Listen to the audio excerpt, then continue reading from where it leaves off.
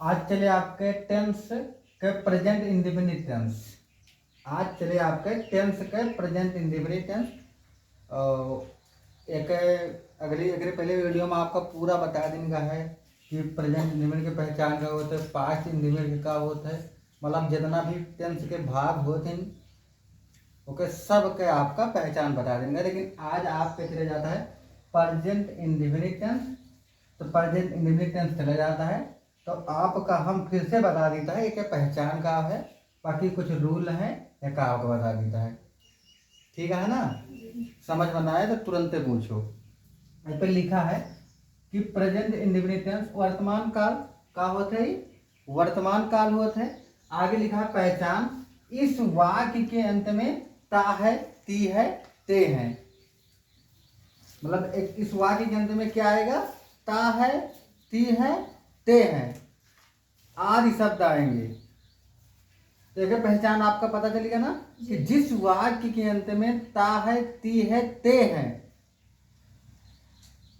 आएगा वो कौन सा टेंस होगा, प्रेजेंट इंडेफिनिट टेंस। लास्ट में और कह रहे आते हैं तथा इस वाक्य में कार्य का होना या करना पाया जाता है, कार्य का होना या करना पाया जाता है।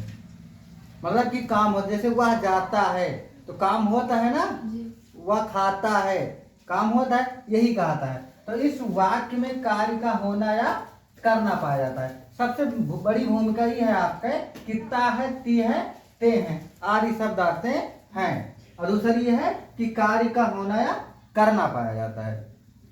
लेकिन कुछ सेंटेंस जो होते हैं ता है, ती है आवत है ओकरे बादो प्रेजेंट इंडेफिनिट आ जाता है। जैसे किसान ने खेत जोता है, अगर किसान ने खेत जोता है ता है आता है, लेकिन यहाँ कार्य का जारी हो नहीं पा जाता है। देखो अरे मतलब कार्य का होना नहीं पा जाता, ध्यान देखो क्या पाता है, खेत जोता है एक मतलब खेत जोत चुका है ना कि जोतत है।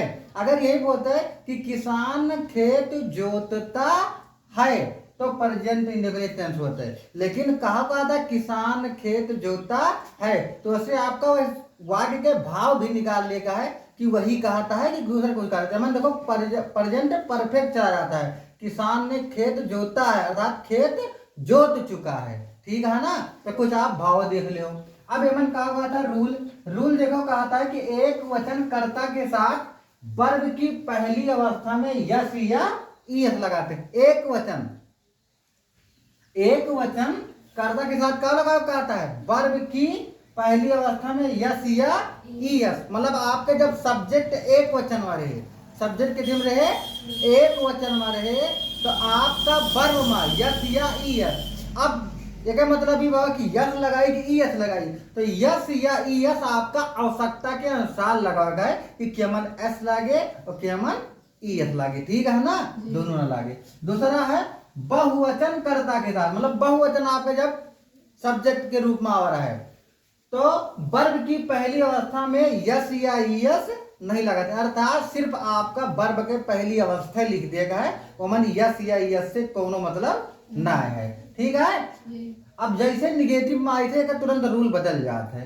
निगेटिव का आप देख लो, निगेटिव में कहता है एक वचन के साथ, मतलब कि एक वचन कर्ता के साथ डू डज नॉट, एक वचन कर्ता के साथ डज नॉट लागत, एक वचन कर्ता के साथ डज नॉट लागे और बहुवचन कर्ता के साथ डू नॉट, तो आप जान गए हो। लेकिन अभी देखो वर्ब में क्या लागत है, देखो यहाँ पर लिखा दोनों में सिर्फ वर्ब की पहली अवस्था का ही प्रयोग करते हैं।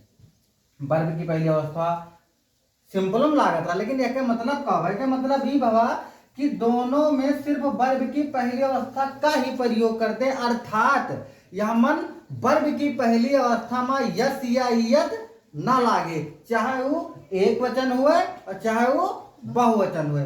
समझ में आ ना, एकदम समझ में आएगा नियम ना। अब देखो नियम यमन का कहत रहा, सबसे पहले यमन नियम फार्मूला नहीं लिखे हैं हम, आपका फार्मूला वैसे लगभग सबसे पहले क्या होता है, सब्जेक्ट होता है, लिख देता है हम आपका फार्मूला। फार्मूला हम यहाँ पे लिख देता है आपका, देख लो कि फार्मूला सबसे पहले फार्मूला फार्मूला सबसे पहले होता है सब्जेक्ट, सबसे पहले सब्जेक्ट, सब्जेक्ट के बाद हम हेल्पिंग वर्ब है ये नहीं है, ठीक है ना। सिंपल में हेल्पिंग वर्ब होना है और निगेटिव में हेल्पिंग वर्ब आपका डू और डेथ के रूप में होता है। जब आपका सेंटेंस करोगे समझ में आ जाए। अगले बाद होता है वर्ब की पहली अवस्था और प्लस यस या ईएस। अब का बचा सिर्फ ऑब्जेक्ट, का बचा ऑब्जेक्ट। अब आपके यहाँ पे भेजे ऑब्जेक्ट, यही आपके काम है, फार्मूला है, ठीक है ना। सब्जेक्ट वर्ब की पहली अवस्था प्लस यस या ईएस और ऑब्जेक्ट, ठीक है। अब देखो यहाँ पर नियम, सबसे पहले कहा था मैं अपना पाठ पढ़ता हूँ। हम यहाँ पे आपका दो सेंटेंस ले हम सिंपल में, एक तो बहुवचन करता है, दूसरा एक वचन करता है। जो यहाँ पे लिखा है एक वचन करता के साथ डेज, बहुवचन करता के साथ डू, तो कैसे प्रयोग हुए ध्यान दियो। मैं अपना पाठ पढ़ता हूँ, तो सबसे पहले सब्जेक्ट का है मैं है, का है मैं। एक अंग्रेजी का होता है आई है एक वचन की बहुवचन, बहुवचन का बहुवचन। देखा आपका पहले वीडियो में बता देने के बाद कि एक वचन के अंतर्गत क्या होता है, बहुवचन के अंतर्गत क्या होता है। तो आई बी यू दे का होता है, बहुवचन के अंतर्गत आता है। तो बहुवचन मैं के बाद का आता है वर्ब की पहली अवस्था, तो का है यहाँ पढ़ता, मतलब कि पढ़ना। तो का है ये रीड है, ये READ रीड में। अब का जोड़े का आता है यस या ईएस, लेकिन ये का है बहुवचन है, तो बहुवचन के साथ यस या ईएस नहीं जोड़ा जाता। देखो यहाँ पर नियम कहा था यार, बहुवचन कर्ता के साथ वर्ब की पहली अवस्था में यस या ईएस नहीं लगाते हैं, तो हमें यस या ईएस नहीं लगाता। अब का आता है ऑब्जेक्ट। हम का पढ़ी थे अपना, हम अब अगले वीडियो में पहले वीडियो में वो बता रहे हैं अपने तय का होता है, बता रहे हैं अपने तय कौन शब्द ना होता है, सब्जेक्ट के अनुसार अपना होता है। तो आई के तय अपने तय का होता है माई, का होता है माई, तो यहाँ पे होगा माई। और बाद का है पाठ, तो लेसन होइए LESSON, ठीक है। समझ में आवा पूरा रूल आपका। सबसे पहले बताया है कि यहाँ पर रूल देखो लिखा है, एक वचन कर्ता के साथ वर्ब की पहली अवस्था में यस या ईएस लगाते हैं, और बहुवचन कर्ता के साथ वर्ब की पहली अवस्था में यस या ईएस नहीं लगाते हैं। बाकी आपका फार्मूला लिख लें कैसे करेगा है। तो सबसे पहले सब्जेक्ट है सब्जेक्ट, फिर वर्ब की पहली अवस्था है रीड, अब बहुवचन है कैसे बता रहे आई बी यू दे बहुवचन, और ही सी इट नेम एक वचन। तो बहुवचन में यस या ईएस नहीं लगाते हैं, तो यस या यस नहीं लाग वर्ब में। उसके बाद का आता है लास्ट में ऑब्जेक्ट माई लेसन, मतलब अपना पाठ। तो अपने सब्जेक्ट के अनुसार आई मतलब सब्जेक्ट के अनुसार अपने लगा, तो आई सत्य माई होगी अपने और लेसन। समझ में आओ ना। अब यही के सिंपल का एक वचन में देखो, सीता मधुर गीत गाती है, सीता मधुर गीत गाती है। तो सीता सब्जेक्ट है हमारा, वो सीता नाम है, क्या है नाम। अब हम बताया ना ही सी इट नेम जो होता है एक वचन होता है, क्या होता है एक वचन होता है। तो सीता, सीता के बाद का है वर्ब की पहली अवस्था गीत गाती है, गाना का होता है सिंग, का होता है सिंग। अब यहाँ एस या ई एस, तो का जुड़िए एस, तो का है सीता सिंग्स। और का गाते मधुर गीत, एक गाना मतलब मधुर गीत स्वीट सॉन्ग है। तो आप ए लगाओ या ना लगाओ, सीता गाते हैं तो एक गाना के नाम गए 4-5 तो लगे, ठीक है ना। तो सीता सिंग्स ए स्वीट सॉन्ग, स्वीट सॉन्ग। समझ में आता है नहीं आता है।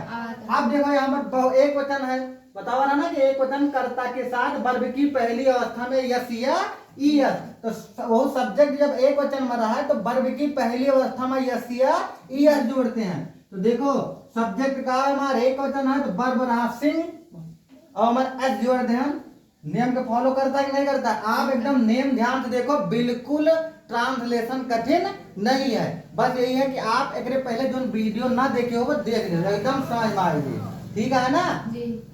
अगला है तुम स्कूल नहीं जाते हो। यहाँ निगेटिव के आपका हम दो एग्जाम्पल ले हैं, एक तो एक वचन के साथ एक बहुवचन वाला। तो तुम स्कूल नहीं जाते हो, तुम स्कूल नहीं जाते हो। सबसे पहले आप सब्जेक्ट लिखो, का है यू है, का है यू है।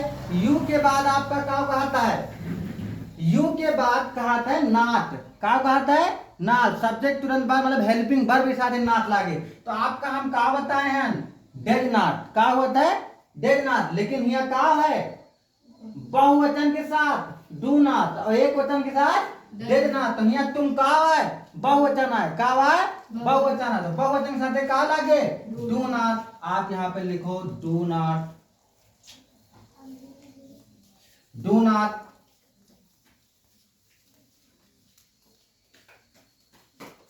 ठीक है, डू नॉट होगा आपका। तो यू डू नॉट। अब आगे का है फिर वही यस या यस, लेकिन आपका हम का कहना है दोनों में सिर्फ वर्ब की पहली अवस्था, V1 का मतलब होगा वर्ब की पहली अवस्था का ही प्रयोग करते हैं, अर्थात निगेटिव में यस या यस नहीं लगाते हैं। एक शब्द में सुन लो जहां पर डू और डेज लाग रहे वहां पे वर्ब की पहली अवस्था लागे यस या यस के प्रयोग उनके साथ ना हो, ध्यान दे रहे हो। तो यू डू नॉट और कहा है जाना के go, you do not go, you do not go. उसके बाद ऑब्जेक्ट कहाँ गए हैं स्कूल का गए हैं, तो टू स्कूल। थोड़ा गाढ़ा चल रहा है। तो you do not go to school, समझ में आ गया। अब दूसरा है वह एक पत्र नहीं लिखता है, वह एक पत्र नहीं लिखता है। तो अब आपका हम ही बता चलता है वही सिंपल निगेटिव सेंटेंस एक वचन के साथ, निगेटिव सेंटेंस एक वचन के साथ डेट के प्रयोग। तो लिखा हुआ एक पत्र नहीं लिखता है, लिखता है मतलब लड़का है, यहाँ पे कहा हुई ही, कहा हुई ही, और ही के बाद निगेटिव है, हम कहा कह रहे हैं एक वचन साथ डेज नॉट, कहा हुई डेज नॉट, तो होगा आपका डेज नॉट। और अगले बाद अब कहा है वर्ब, वर्ब है, वर्ब का है लिखना।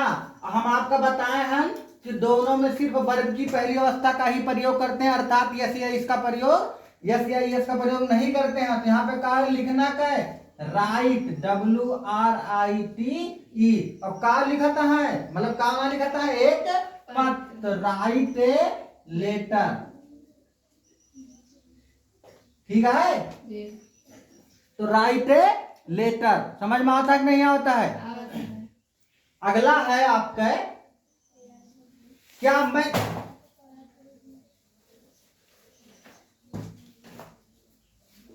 अगला आपका क्या मैं तुम्हें पेन नहीं देता हूं, क्या मैं तुम्हें पेन नहीं देता हूं, समझ में आता है ना। अब यह है इंट्रोगेटिव एंड निगेटिव सेंटेंस।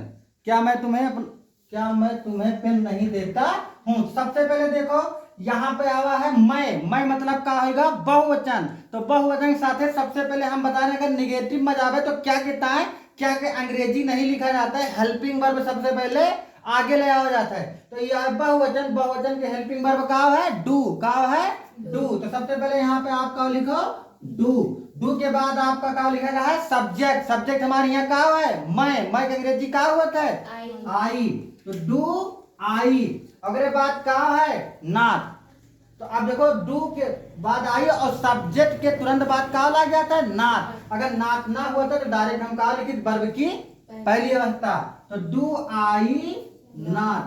अब अगर बाद है वर्ब का है देना, तो का है ये गिव, का है ये गिव। और हम बताए ना जहां पे आपका डू या डेज लागे हुआ वर्ब की पहली अवस्था में यस या यस नहीं जुड़ेगा, तो डू आई नॉट गिव, मैं पेन नहीं देता, किसको नहीं देता तुम्हें, अपनी दुना है ना। तो do I not give you a pen, तो do I not give you a pen. समझ में आ एकदम। आपका देखो नियम के अनुसार बताओगे, आप पहले नियम पढ़ो, नियम पढ़े के बाद सेंटेंस करो, सेंटेंस करे के बाद समझ में आता है ना। सेंटेंस जब कई देखो दो चार तो आपका एकदम सरल हो ये, ठीक है ना। एक पहले अगर आप वीडियो नहीं देखे हो तो वो वीडियो आप देख लियो, ठीक है ना। समझ में आ गया एकदम पक्का। आपकी वीडियो यहाँ पे समाप्त होती है।